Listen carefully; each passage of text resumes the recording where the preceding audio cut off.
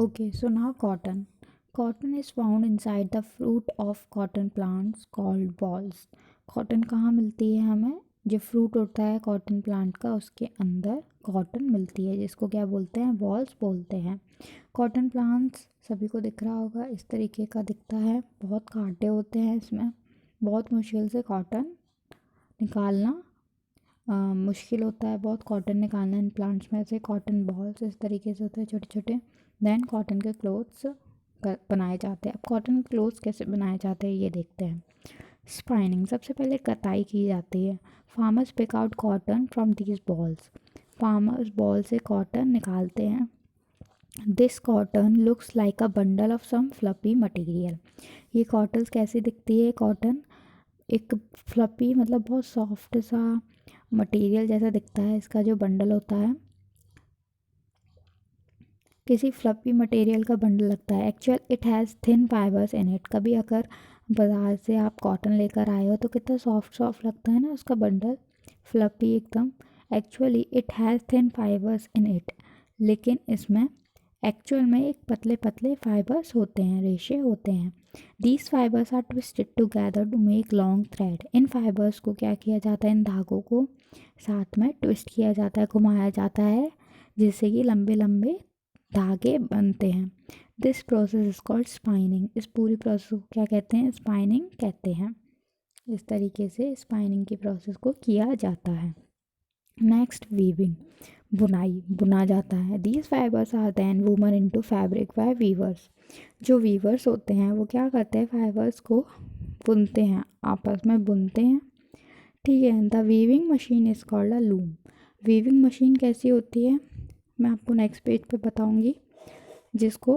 जिसकी मदद से बुनाई की जाती है उसको क्या बोलते हैं? लूम बोलते हैं। एक ऐसी मशीन जिससे बुनाई की जाती है उसको लूम बोलते हैं। मशीन की स्पेलिंग गलत लिखी है, मैचिंग लिख दिया है तो वो उसे आप करेक्ट कर लीजिएगा। MACHINE मशीन की स्पेलिंग लिखना। डायर्स, डायर्स क्या होते हैं? अच्छा, कभी देखा है कपड़ों पर डाइंग की जाती है, मीन्स कपड़ों पर रंग चढ़ाया जाता है, डाई किया जाता है। कोई भी अगर वाइट कलर का क्लॉथ है तो उस पर रंग चढ़ाकर उसे कलर्ड बनाया जाता है।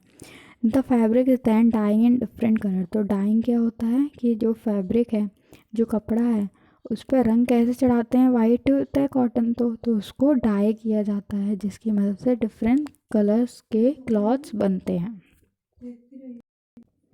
ये देखिए वीविंग के लिए इस तरीके से मशीन होती है जिससे बुनाई की जाती है और डाइंग इस तरीके से की जाती है, उस पर रंग चढ़ाया जाता है कपड़ों पर। प्रिंटर्स क्या होते हैं? ब्यूटीफुल डिज़ाइन में ऑल्सो भी printed on it to make it looks more attractive.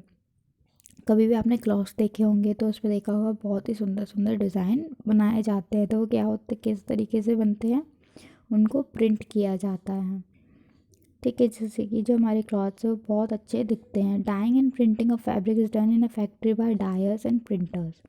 तो डाइंग मतलब कलर चढ़ाने का और उस पर सुंदर सुंदर प्रिंट देने का काम कौन करता है? फैक्ट्री में जो डायर्स और प्रिंटर्स होते हैं वो ये सब काम करते हैं। इस तरीके से प्रिंट किया जाता है फैब्रिक को मशीन्स की मदद से। नेक्स्ट हम आ जाते हैं सिंथेटिक फाइबर। अभी हमने नेचुरल फाइबर्स पढ़ लिया है पूरा, अब हम सिंथेटिक फाइबर पढ़ेंगे कि सिंथेटिक फाइबर क्या होता है। Okay, so now synthetic fibers. Fibers which are prepared by chemicals in the factories are called synthetic और man-made fibers. ऐसे फाइबर जो हम इंसानों के द्वारा बनाए गए हैं, जो फैक्ट्रीज में प्रिपेयर्ड किए गए हैं, किसके द्वारा? केमिकल्स की मदद से जो फाइबर्स बनाए गए हैं, जो धागे केमिकल्स की मदद से बनाए गए हैं इंसानों के द्वारा, उसको मैन मेड फाइबर्स या सिंथेटिक फाइबर्स बोलते हैं। जैसे कि नायलॉन, ट्राइलिन एंड रेयॉन, ये सारे कौन से फाइबर्स होते हैं? सिंथेटिक फाइबर्स होते हैं। These fibres are more durable than natural fibres.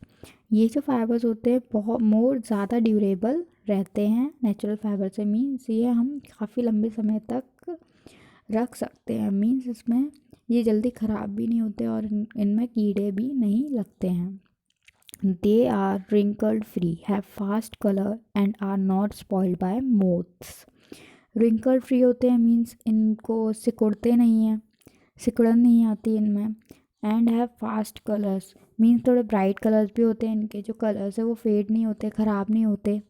And not spoiled bye moths, moths मतलब होता है कीड़े जो होते हैं ना छोटे छोटे, जो उड़ते रहते हैं कपड़े को, जो लग जाते हैं, कपड़ा खा जाते हैं, उनसे भी ये ख़राब नहीं होते हैं, इसलिए सिंथेटिक फाइबर्स, क्योंकि ये केमिकल से बने होते हैं। नेक्स्ट हम आ जाते हैं पेज नंबर 87 पर। होप सभी को समझ में आया होगा natural fibres and synthetic fibres क्या होते हैं। Okay, so now maintenance of clothes, हमें क्लॉथ्स को किस तरीके से मेंटेन करना चाहिए, किस तरीके से रखना चाहिए।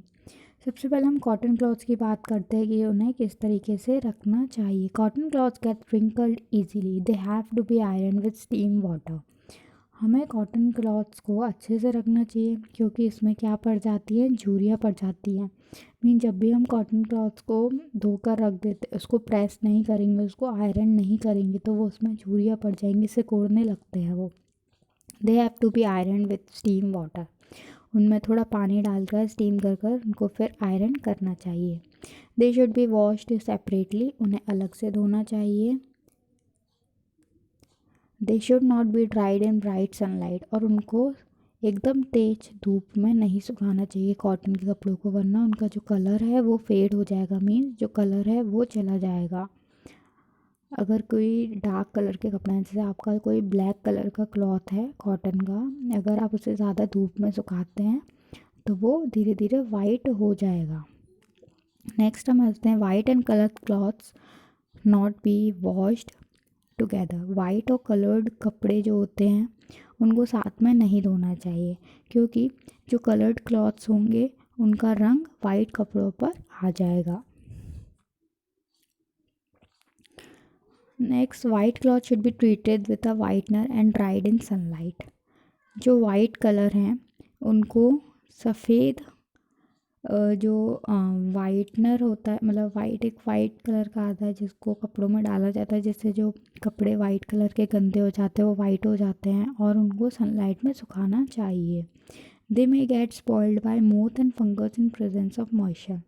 अगर आप कॉटन क्लॉथ्स को नमी में या सीलन में रखते हैं, जहाँ पर सीलन होती है या जहाँ पर नमी होती है, तो उसमें कीड़े लग जाते हैं या फिर फंगस लग जाती है। कीड़े होते हैं मोह, तो फंगस होती है मतलब फफूंद लग जाती है। They should be store in a dry place and should be checked once in a week in rainy season. जो कॉटन क्लॉथ्स हैं उन्हें ड्राई प्लेस पर, मतलब सूखी जगहों पर रखना चाहिए जहाँ पर नमी नहीं हो। And should be checked once in a week, और हमें हफ्ते में एक बार रेनी सीज़न में हमारे कॉटन क्लॉथ्स को चेक कर लेना चाहिए कि अगर रेनी सीज़न की वजह से वहाँ पर जहाँ हमने कॉटन क्लॉथ रखे वहाँ नमी तो नहीं है, या फिर रेनी सीज़न की वजह से वो ख़राब तो नहीं हो रहे हैं।